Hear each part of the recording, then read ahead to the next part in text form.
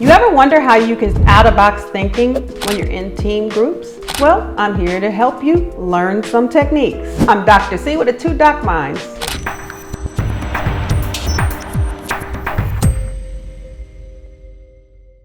Hello, I'm Dr. C with the Two Doc Minds, and on our channel we like to discuss some things about professional development. And in that discussion we like to offer tools and tips and techniques that you can use in your job or at your business or at home in any professional development or personal development that you can use to help make your life a little bit easier. And out-of-the-box thinking could mean a lot of different things for a lot of different people. But for me, out-of-the-box thinking allows me to explore ideas that I normally would not be allowed to explore. I get to review ideas that aren't normally considered in situations of distress, in situations of critical decision making, in jobs that I've obtained or roles that I've played and responsibilities that I had. Out of the box thinking allows professionals to use tools that you normally wouldn't consider in normal situations, but it helps to address very important decision making and lead you towards the answers that you're looking for. Out of the box thinking also, to me anyway, means that you can use a creative expression during the process of problem solving. So some of the tools that you can probably use during, especially in team building environments, is many things like mind mapping, artistic expression, and game simulation, if you can believe that.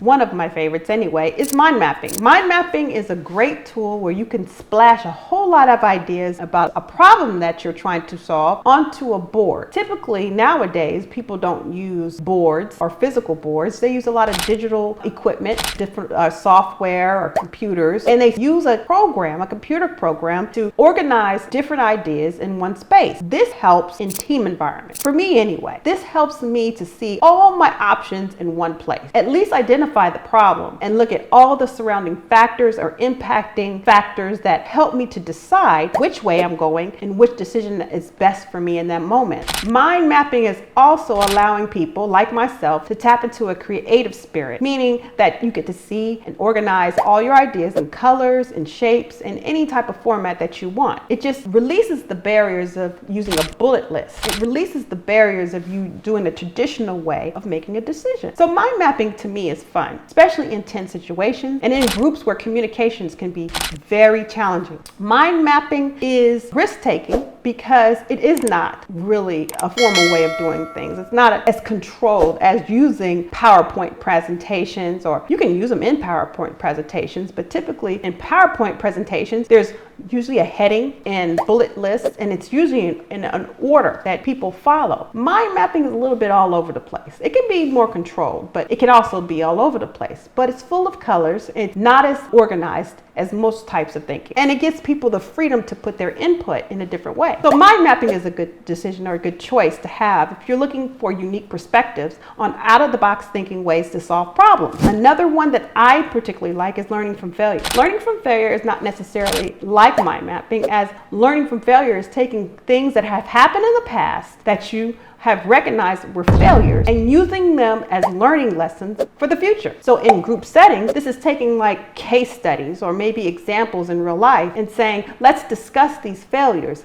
and let's look at their intention behind the decision makings in certain situations, and let's look at how they solve the problem together. This is an out-of-box type of thinking because not oftentimes do you find that people in company situations look at failure. They're looking at success. Failure is out-of-the-box thinking in itself because you're looking at how people did something wrong and not how people did something right. So looking at failures is a great way to use a creative approach and innovative ideas to solve a problem, because you are recognizing that this particular decision making fell short and I don't want to fall short. So I'm going to look at the situation, analyze it, and come up with a better solution. It's benchmarking essentially. So the next one that I like to look at is simulation. Simulation of games essentially. So you're typically in a group setting where you have to trust people. Trusting people is a big component of anything or any decision making that you have in a corporate setting, in any professional setting. And when you're looking at professional growth, growth. You're looking for solutions like this, like simulating games, to help you build on the skill set that you have. And using games, simulating games, of course, to problem solve, to see how you can build trust with others, your coworkers, your bosses, your supervisors.